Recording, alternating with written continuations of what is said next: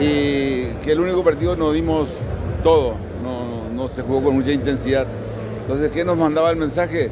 Que todos los partidos que quedaba del cuadrangular tenía que ser muy intenso, si no, no llegábamos. Profe, una consulta, el balance de lo que fue tu ciclo de Cerro Porteño, ¿cómo lo evaluás? Positivo en algunos aspectos, pero lastimosamente no se puede lograr el resultado, ¿verdad? No, la verdad que, como te dije, empezamos muy bien el año, no terminamos bien. O sea, en líneas generales yo creo que fue negativo prácticamente porque no conseguimos, fueron muy cortos, 2 meses apenas, pero la verdad que no pudimos enderezar la nave.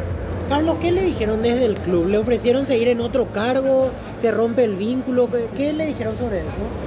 Sí, hablamos de otra función y para respetar el contrato de hasta junio, ¿verdad? Tenemos contrato hasta junio, pero vamos a ver en caso de que yo sea apto para ese puesto o ese cargo que ellos creen, con mucho gusto vamos a estar ahí con ellos. ¿Qué cargo le dieron? ¿Qué cargo le dieron?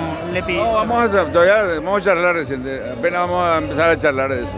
Profe, ¿pero es algo que tienen que definir ustedes o cómo viene la mano? ¿Vos con tu cuerpo técnico tienen que definir si aceptan o no? No, ellos tienen bien definido en las fuerzas básicas. A mí me iban a contratar como coordinador general, ¿verdad? Pero vino Anselmi y ahora vamos a ver qué pasa. Pero estamos ahí con la directiva, como son todos amigos y yo me puse a la orden de ellos, estamos charlando permanentemente. Carlos, ¿qué pasó con el plantel? ¿Encontraste un plantel herido, golpeado por todo lo que pasó? Y eso es lo único que te puedo decir, que yo encontré un poquito golpeado, pero un plantel muy profesional que hicieron todo lo humanamente posible, pero no alcanzaba.